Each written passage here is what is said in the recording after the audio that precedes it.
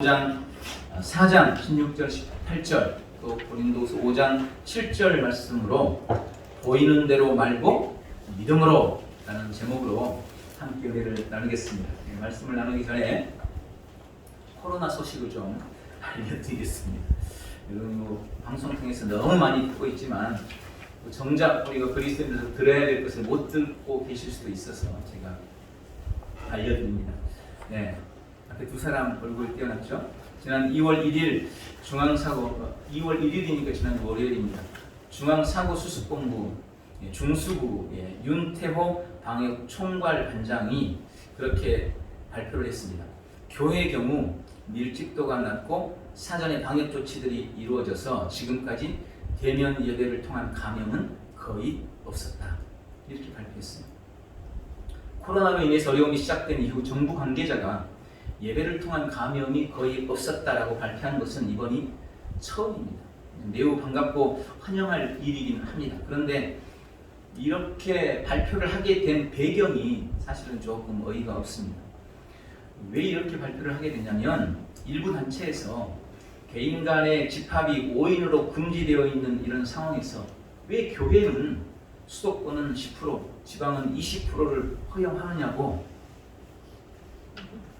왜 5인 이상 집합 금지인데 왜 교회는 10%, 20% 허용하느냐고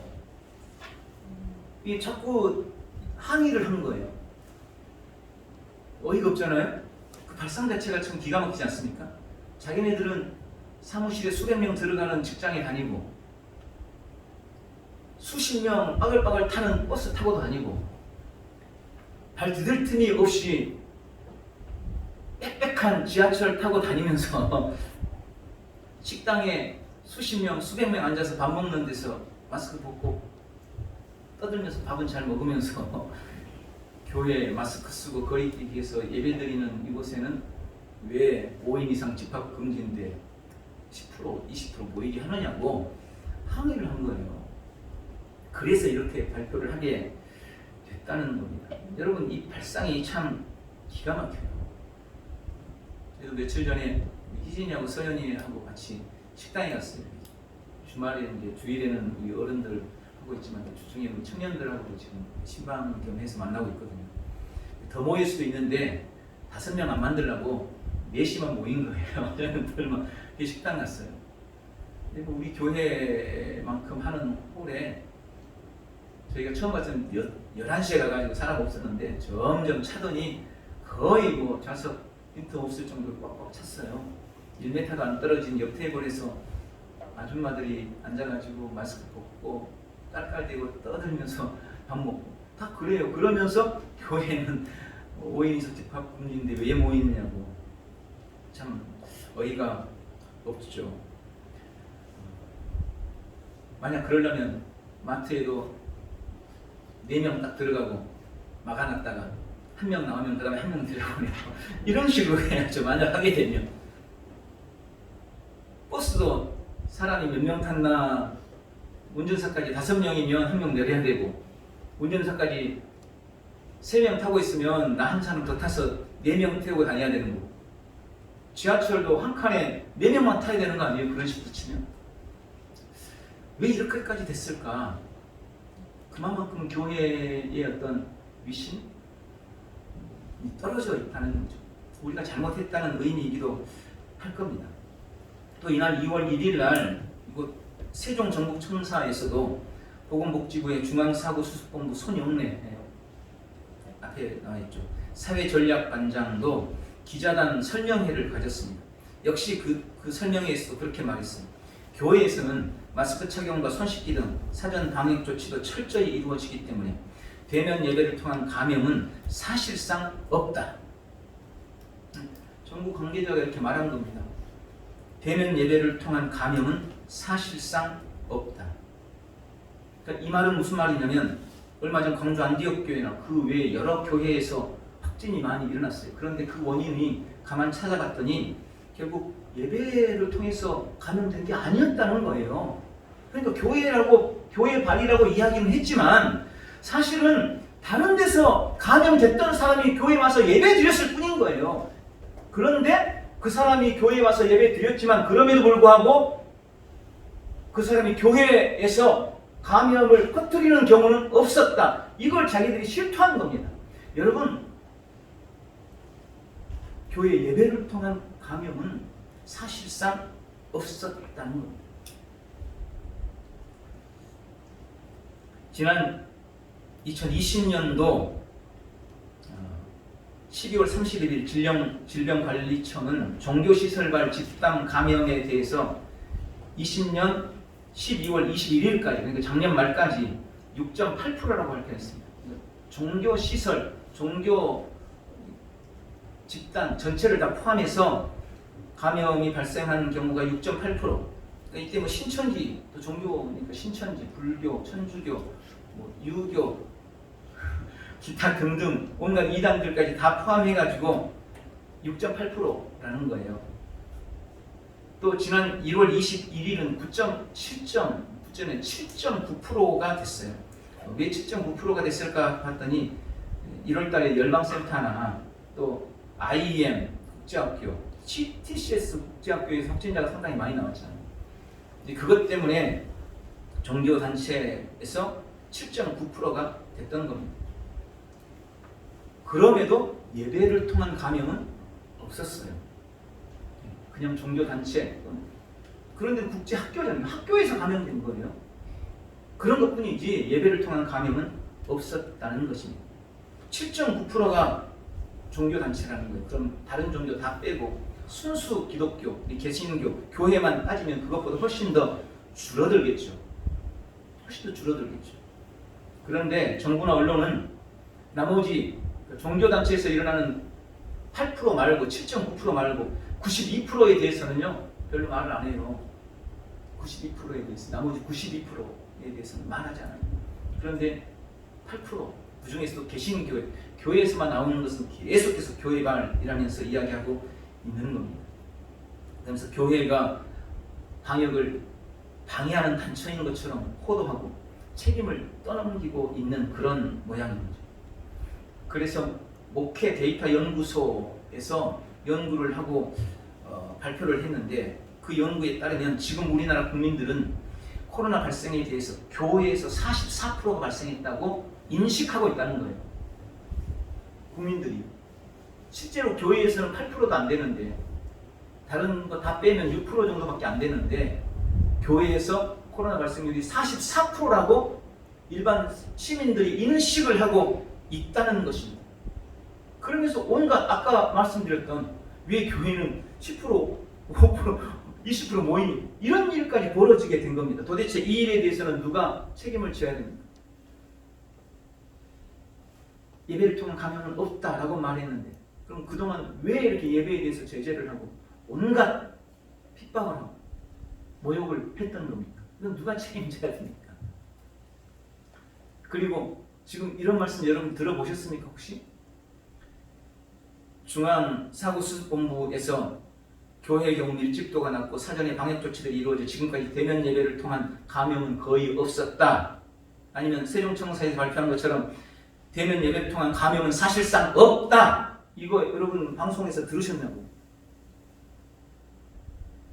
아마 안 들으셨을 거예요. 글쎄 이제 방송을 계속 보고 있는 분들 어쩌다 한 번 스쳐가는 걸로 들었을지는 모르겠어요. 그런데 방송에서는 이만하지 않아요. 이게 얼마나 중요한 말입니까? 이게 얼마나 기가 막힌 이야기입니까? 그런데 이런 말 하지 않습니다. 저희가 찾아서 말하지 않으면 교회 성도들조차도 이런 진실을, 이런 팩트를 모르고 그냥 지나가는 거예요. 그래서 제가 이 아까운 설교 시간을 통해서 이 말씀을 드리지 않을 수가 없는 것입니다. 우리도 이런 부분에 대해서 분명한 팩트를 알고 예배에 대한, 신앙에 대한 우리의 태도를 새롭게 해야 된다. 그런 은혜가 있기를 주님의 이름으로 축원합니다. 특별히 이런 사실을 통해서 교회와 예배를 대하는 세상의 태도에 조금 긍정적인 어떤 변화를 줄 수 있기를 바라고, 우리 스스로도 좀 더 담대하고 지난주 말씀대로 좀 당당하게 고개를 들고 설 수 있기를 주님의 이름으로 축복합니다. 네, 오늘 고린도서 5장 7절 이 말씀을 가지고 함께 은혜를 나눕니다. 성경에 보면 참 재미있는 사건들이 많이 기록되어 있습니다. 그 중에 먼저 제가 두 가지 사건을 소개하려고 합니다. 첫 번째는 출애굽기에 나오는 가나안 땅을 정탐하고 왔을 때의 이야기입니다. 출애굽한 이스라엘 백성들이 이제 1년여 만에 가나안 땅 앞에 섰습니다. 그때 모세는 각 지파에서 한 사람씩 뽑아서 가나안 땅을 정탐하도록 40일을 보냅니다. 그리고 40일이 지난 이후에 그들이 땅을 정탐하고 와서 보고를 하게 되는데 12명 중에서 10명은 보고하기를 가나안 땅의 족속들은 너무나 크고 장대해서 우리로서는 그 땅의 백성들을 이기고 그 땅을 차지하는 것이 불가능하다라고 보고합니다. 그러나 12명 중에 2명 여호수아와 갈렙은 그 땅은 하나님께서 우리에게 붙여주셨기 때문에 그들은 우리의 밥일 뿐이다. 그러니 당장 쳐들어 가자라고 보고합니다. 우리는 흔히 이 사건을 보면서 우리 자신은 늘 여호수아와 갈렙에 우리 자신을 대입시키고 그리고 부정적인 보고를 했던 이 10명에 대해서는 믿음이 없는 사람들이라고 욕하고 생각합니다. 그런데 사실 우리가 조금만 더 진지하게 생각해 본다면 어쩌면 우리도 쉽게 여호수아와 갈렙이 될 수 없을 거라고 생각하게 됩니다. 왜냐하면 우리 역시 매우 상식적이고 논리적이고 객관적이며 현실적인 생각을 가지고 살아가고 있고 또 그렇게 신앙하기 때문에 그렇습니다. 그들이 본 가나안 땅은 기름지고 아름다웠습니다. 그러나 그 땅에 사는 사람들은 네피림입니다.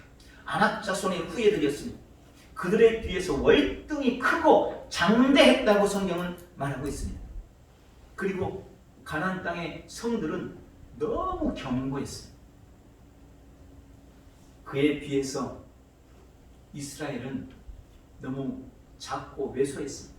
너무 초라했습니다. 더더군다나 긴 광야의 생활로 말미암아 그들은 너무나 볼품없는 모양으로 변해 있었습니다. 그들은 크고 강하고 그에 비해 우리는 작고 약하다는 것이 누구도 부정할 수 없는 객관적인 현실이었습니다. 12명 다 그 사실 앞에 서 있었던 겁니다. 그래서 사실 현실을 직시했을 때는 10명이 훨씬 더 상식적이고 현실적인 그리고 지극히 정상적인 보고와 선택을 한 걸로 보입니다. 오히려 여호수아와 갈렙은 현실에 맞지 않는 공상에 가까운 보고를 했던 것입니다. 그리고 그 보고를 듣고 지극히 상식적이고 현실적이었던 이스라엘 백성들은 객관적인 현실 앞에서 두려움과 공포에 휩싸여서 왜 우리를 이곳으로 끌고 왔냐고 울부짖게 됩니다. 또 하나의 사건은 역시 우리가 잘 아는 다윗과 골리앗에 관한 이야기입니다. 블레셋의 침공으로 이스라엘은 큰 위기에 처하게 됩니다. 가데스 광야라는 곳에 이제 블레셋과 이스라엘이 서로 마주보고 항우를 짓고 있었습니다. 그런데 이스라엘 백성들은 적군인 블레셋 앞에서 잔뜩 겁을 먹고 움츠려 들어 있었습니다. 그들의 겁에 질린 모습을 보면서 어쩌면 우리는 그들이 참으로 믿음이 없는 겁쟁이들이라고 비난할 수 있습니다. 그러나 그 역시 현실을 제대로 본다면 우리 또한 그들과 별반 다를 바 없을 수 있겠다라고 인정할 수밖에 없습니다. 블레셋의 수는 이스라엘보다 월등히 많았고 그들 앞에서 이스라엘과 하나님을 모욕하던 그 유명한 골리앗은 그 키가 무려 6규빗하고도 한 뼘이었어요. 지금 척도로 이것을 계산해 봤더니 가장 작게 잡아도 2m 90이 넘는 거구였습니다. 2m 90. 제가 비교해 보라고 최영만 그림을 나갔어요. 최영만 씨가 2m 18이랍니다. 그런데 일반인들 보세요. 얼마나 작은지. 그런데요, 골리앗은 2m 90이에요. 2m 90과 2m 18. 지금 최영만 씨가 저렇게 큰데도 그냥 이걸 2m 줄여서 한번 생각해 보자고요. 보통 조금 키 큰 애들, 우리 석준이가 1m 90 정도 됩니다.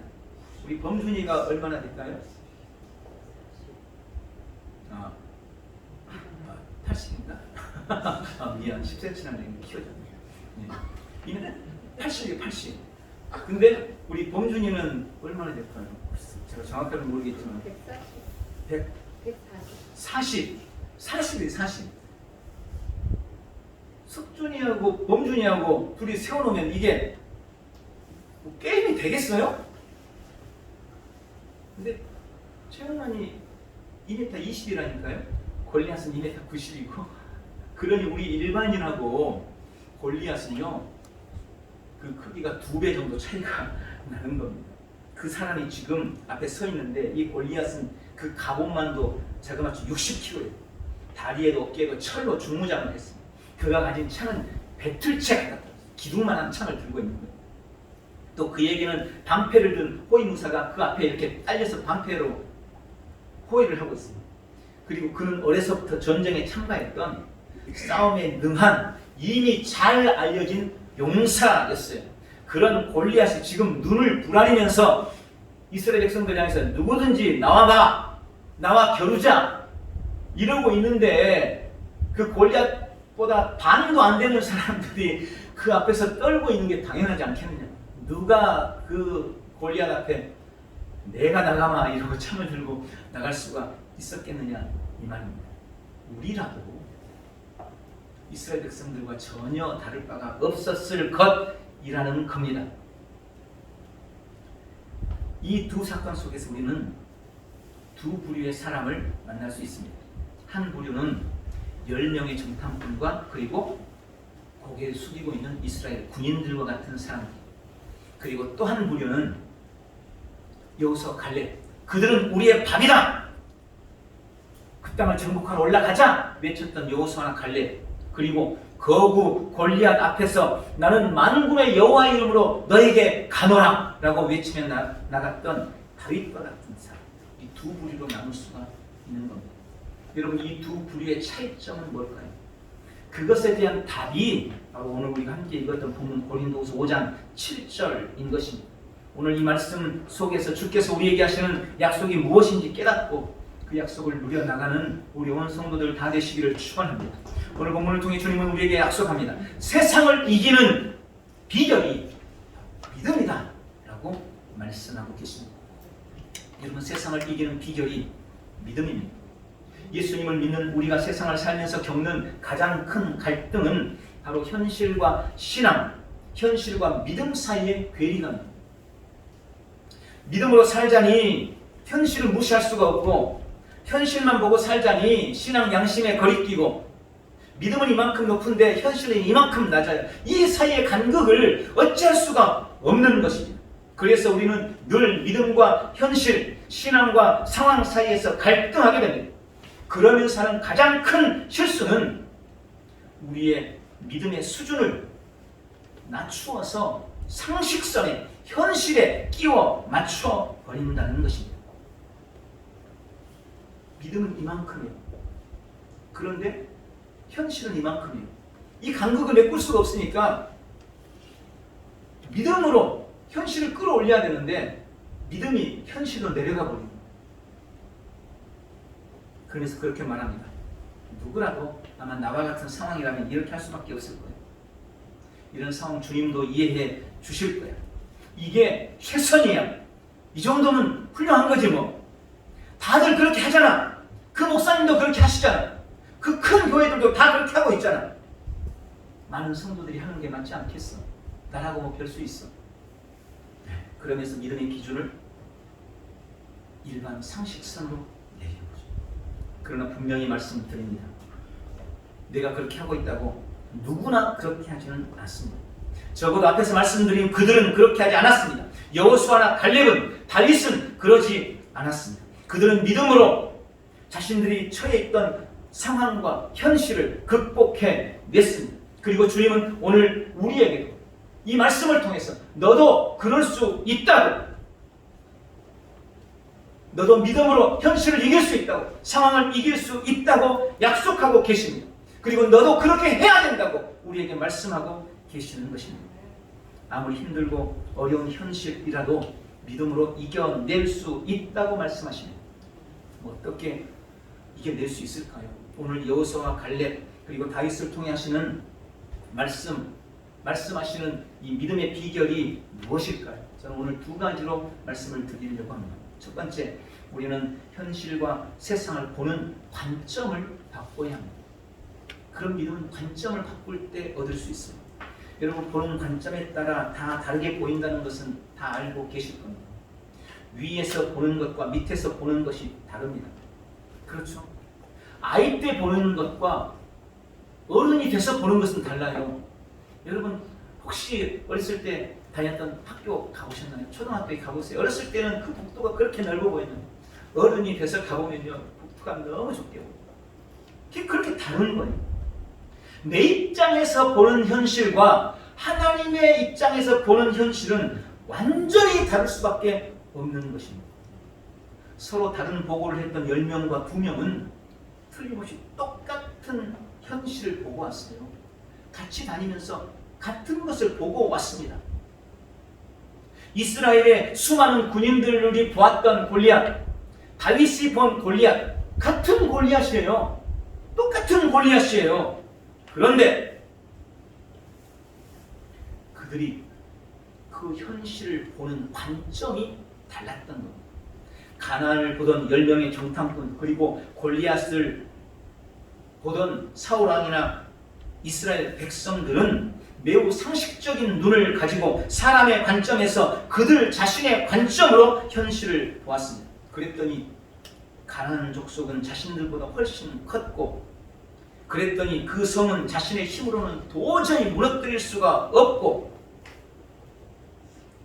자신들의 관점에서 본 골리앗은 자신들보다 2배는 더 컸고 강했고, 그러니 자신들의 힘으로서는 도저히 이길 수가 없었습니다.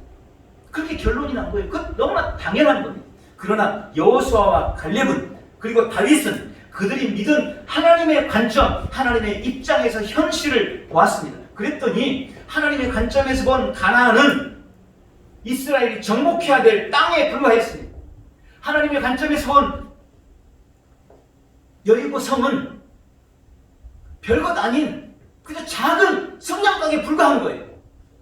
하나님의 관점에서 본 골리앗은 작은 돌멩이 하나에도 쓰러질 수밖에 없는, 작고 보잘것없는 한낱 인생에 불과했던 것입니다.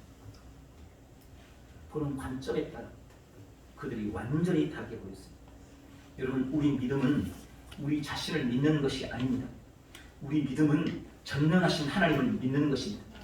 신앙이란 전능하신 하나님과 함께, 그리고 전능하신 하나님으로 인해 살아가는 것입니다. 그런데 왜 하나님이 없는 것처럼 하나님과 상관없이 세상을 봅니까? 그런데 왜 하나님이 없는 것처럼 하나님과 전혀 상관없이 문제를 보는 것입니까? 하나님을 믿는다면서 왜 하나님과 상관없이 결정하고 하나님과 상관없이 선택하느냐는 말입니다. 믿음은 나에게서 하나님에게서로 관점을 바꾸는 것입니다. 그런 은혜가 있기를 축원합니다. 두 번째로 이들이 가졌던 믿음은 하나님의 약속을 붙잡는 믿음이었습니다. 여러분, 우리는 하나님의 약속을 붙잡아야 합니다. 우리의 믿음의 근거는 하나님의 약속에 있습니다. 신앙생활은 약속에 근거한 삶입니다. 우리의 믿음의 주체 역시 하나님의 약속입니다. 우리는 하나님의 약속을 믿는 겁니다. 내가 뭔가 정해놓고 그것을 믿는 것이 아니고 하나님이 약속하신 바를 믿는 것, 그게 믿음이에요. 여호수아와 갈렙은 가나안에 대한 하나님의 약속을 붙잡았습니다. 하나님께서 이스라엘 백성에게 가나안에 대해서 뭐라고 말씀하셨는지 그 약속을 붙잡았어요. 그래서 민수기서 14장 8절부터 여호수아와 갈렙이 외칩니다. 하나님께서 그들을 우리에게 붙였다. 하나님께서 가나안을 우리에게 붙였다. 하나님이 그 땅을 우리에게 주신다고 약속하셨다. 하나님을 거역하지 말자. 그들은 우리의 밥이다. 그들의 보호자는 그들을 떠났지만 여호와 하나님은 지금 우리와 함께하고 계신다. 약속을 붙잡으니까 이렇게 고백할 수 있었던 겁니다. 다윗은 전쟁이 하나님께 속했다는 약속을 붙잡았습니다. 하나님께서 블레셋을 이스라엘에게 붙였다는 약속을 붙잡았습니다. 그래서 외칩니다. 사무엘상 17장 47절, 구원하심이 칼과 창에 있지 아니함을 이 무리로 알게 하리라. 전쟁은 하나님께 속한 것이니 그가 너희를 우리 손에 넘기시리라. 여러분, 믿음이 있고 없고는 힘들고 어려운 현실 앞에서 하나님의 약속을 망각하느냐 하나님의 약속을 붙잡느냐에 달려있어요. 믿음이 있는 사람은 힘들고 어려운 상황 속에서도 하나님의 약속을 붙잡지만, 믿음이 없는 사람은 상황이 힘들고 어려우면 그 약속을 잊어버려, 망각해. 언제 그랬냐는 듯이 새까맣게 잊어버립니다.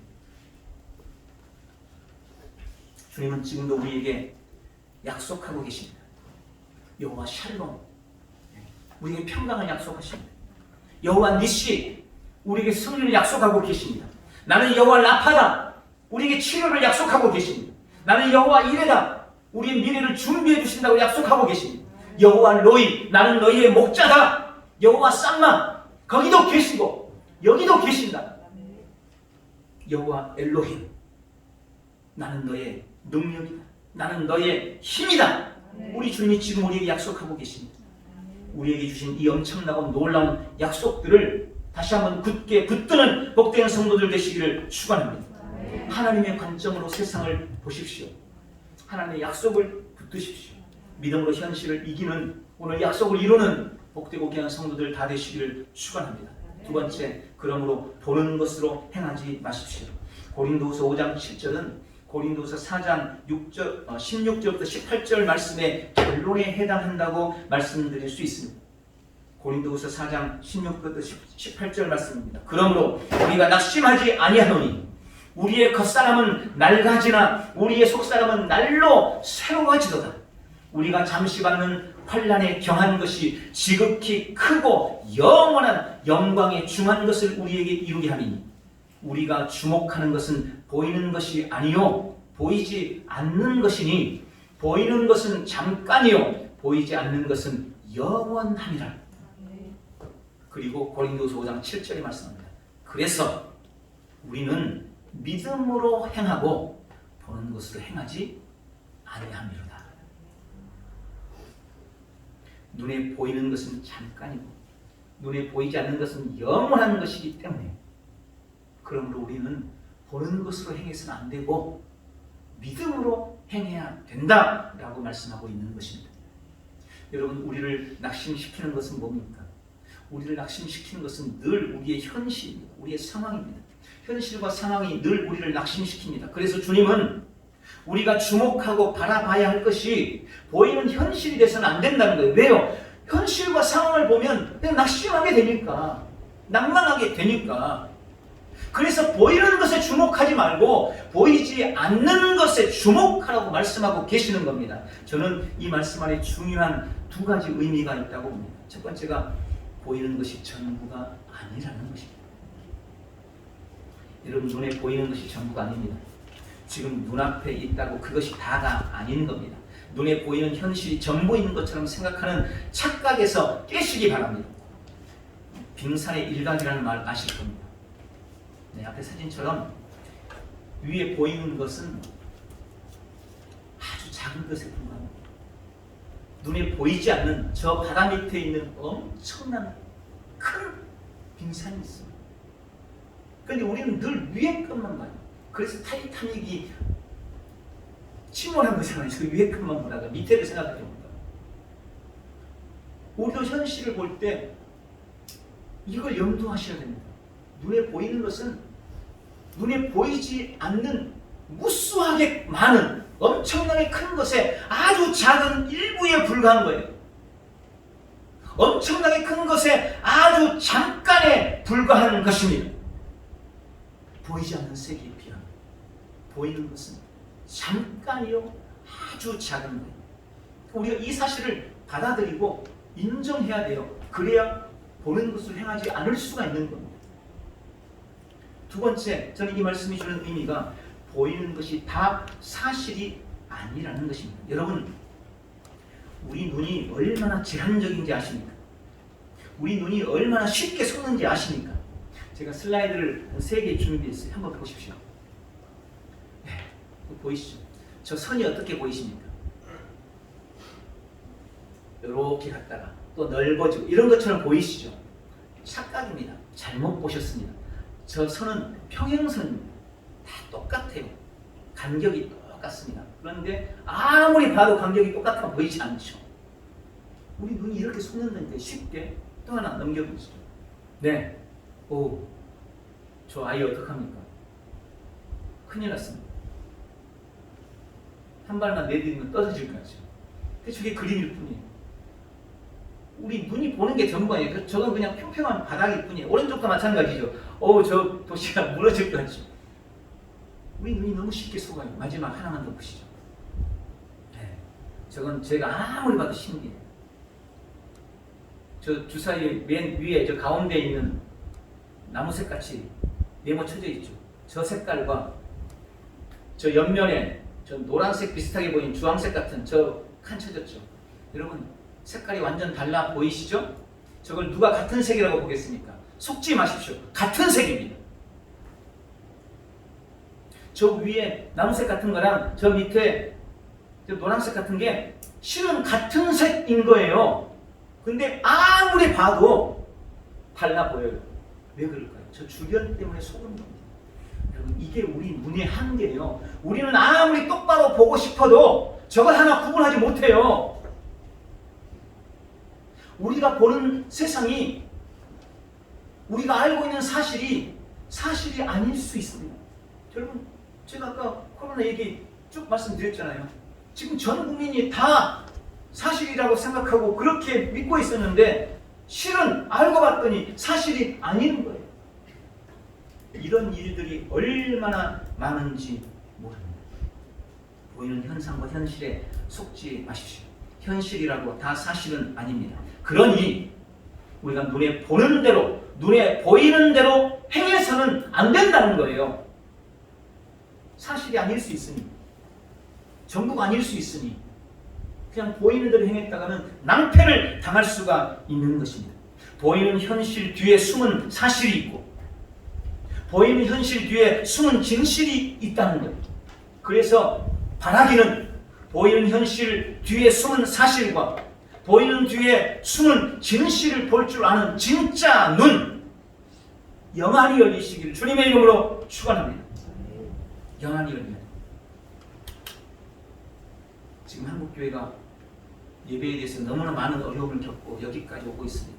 근데 저는 그렇게 생각했어요. 이 말씀을 보면서 애초에 우리가 눈에 보이는 대로 행한 결과가 아닌가.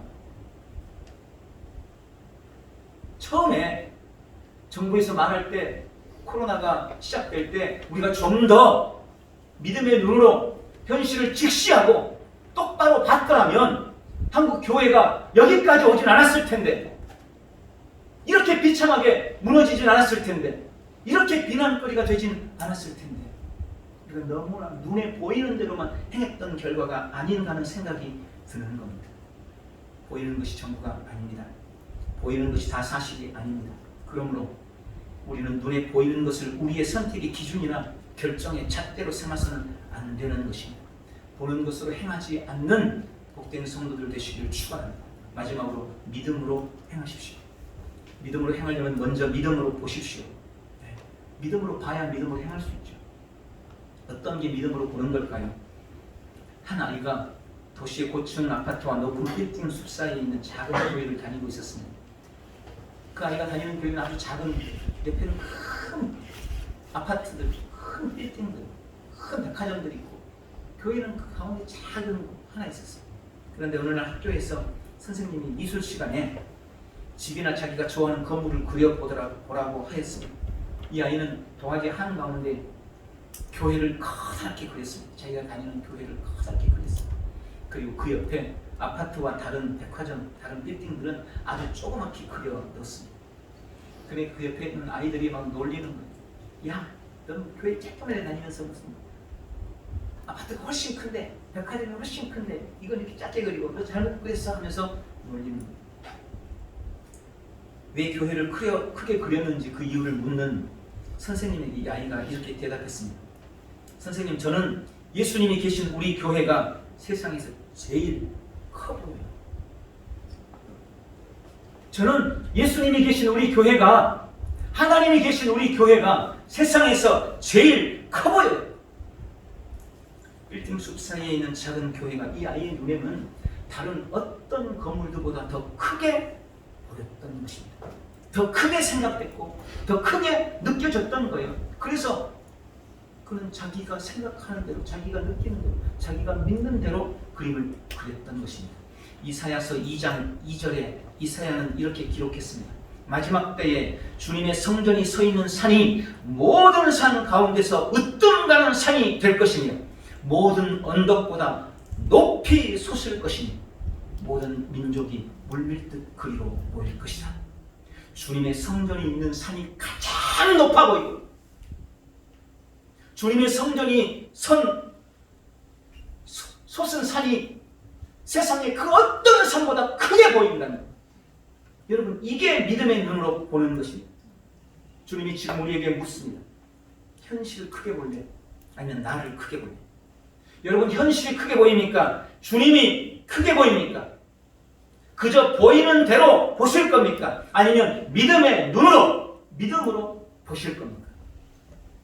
두 번째, 믿음으로 행하십시오. 현실이 크게 보이는 사람은 틀림없이 현실을 따라 보는 대로 행할 것입니다. 그러나 주님이 크게 보이는 사람은 주님을 따라 믿음으로 행하게 될 것입니다. 믿음의 사람답게 나의 시선, 나의 관점이 아니라 하나님의 시선과 하나님의 관점으로 현실을 바라보고 하나님을 따라 믿음으로 행하시기를 바랍니다. 오늘 여호수아와 갈렙, 다윗처럼 현실의 상황이나 환경을 따라 눈에 보이는 것을 따라 행하지 말고 하나님이 하시는 약속과 믿음을 따라 믿음으로 행하시기를 축원합니다. 말씀을 맺습니다. 우리에게 다가오는 인생의 수많은 문제와 모든 현실들 앞에서 우리 주님은, 우리 믿음은 그보다 훨씬 더 크다는 사실을 알고 눈에 보이는 대로가 아니라 눈에 보이는 대로 말고 믿음으로 행하겠다, 믿음으로 행하리라 결단하는 복된 성도들이 다 되시길 예수님의 이름으로 축원합니다. 기도하겠습니다. 전능하신 주님, 눈에 보이는 현실로 우리를 낙담하게 하고 낙심하게 만듭니다. 그래서 주님은 우리에게 보이는 것을 주목하지 말고 보이지 않는 것을 주목하라고 말씀합니다. 우리가 보이지 않는 믿음, 보이지 않는 하나님을 주목하고 볼 수 있을 때 보이는 대로가 아니라 믿음으로 행하게 될 줄 믿습니다. 오늘 그렇게 결단하며 나아가오니 성령의 인을 쳐주시고 믿음으로 보고 믿음으로 행하는 복된 성도들 다 되도록 축복해 주시옵소서. 예수님의 이름으로 기도하옵나이다. 아멘.